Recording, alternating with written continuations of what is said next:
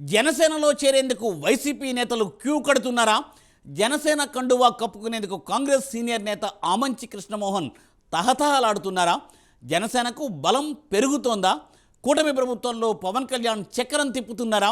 చేరికలపై ఆచితూచి అడుగులు వేస్తున్నారు జనసేనాని. ఇప్పటికే కొంతమంది వైసీపీ సీనియర్లు జనసేనలో చేరారు. మరికొంతమంది చేరడానికి సిద్ధపడుతున్నారని వార్తలు వస్తున్న ఈ నేపథ్యంలో ప్రైమ్ 9 ప్రత్యేక కథనం.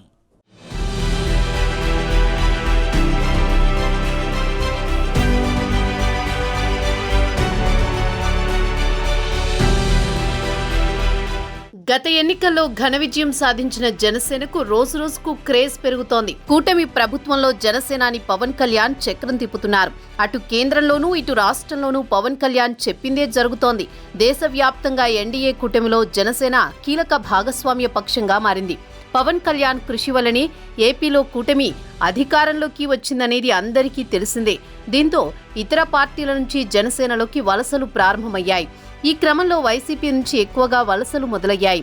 జగన్ బంధువు మాజీ మంత్రి ప్రకాశం జిల్లాలో కీలక నేత బాలినేని శ్రీనివాసరెడ్డి జనసేనలో చేరడం సంచలనంగా మారింది.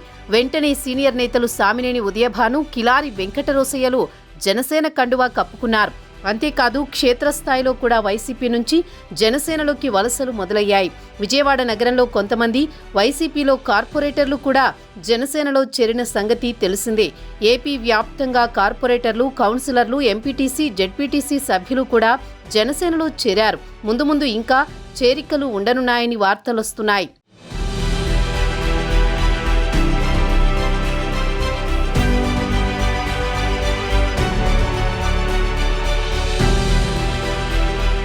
మరోవైపు తాజాగా జనసేనాని పవన్ కళ్యాణ్ కాకినాడలో అక్రమ బియ్యం రవాణా చేస్తున్న షిప్ను పట్టుకోవడంతో ఆయన ఇమేజ్ ఇంకా పెరిగింది.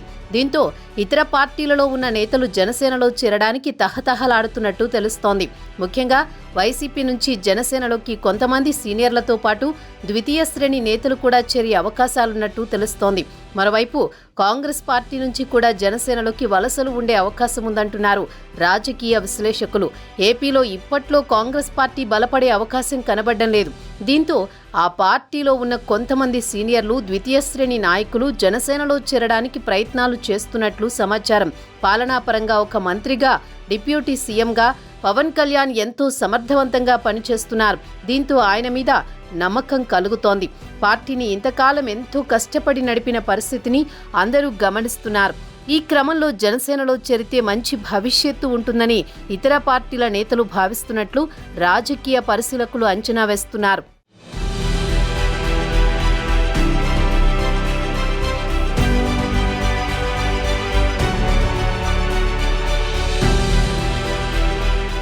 జనసేన వైపు చూస్తున్నట్లు విశ్లేషకులు చెబుతున్న వారిలో సీనియర్ కాంగ్రెస్ నేత ఆమంచి కృష్ణమోహన్ పేరు ముందుంది.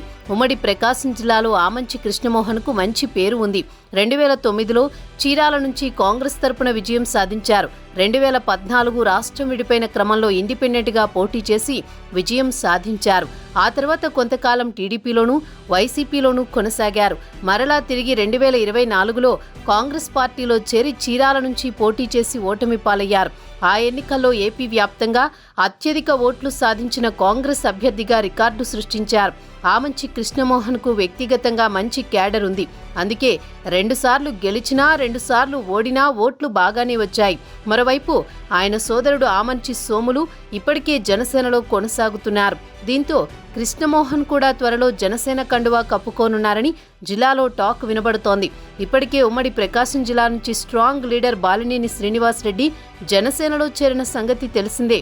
ఒకవేళ ఆమంచి కృష్ణమోహన్ లాంటి మరో స్ట్రాంగ్ లీడర్ జనసేనలో చేరితే జిల్లాలో జనసేనకిక తిరుగు ఉండదని రాజకీయ విశ్లేషకులు చెబుతున్నారు.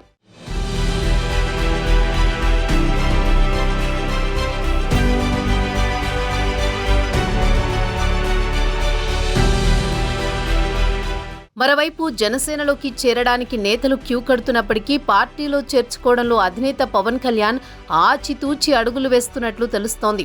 నేతలకు ఉన్న ప్రజాబలంతో పాటు వారి బయోడేటాను క్షుణ్ణంగా పరిశీలిస్తున్నట్లు రాజకీయ వర్గాల్లో టాక్. పార్టీలో చేరడానికి ఒకసారి గేట్లు ఓపెన్ చేస్తే చేరడానికి చాలా మంది రెడీగా ఉన్నట్టు తెలుస్తోంది.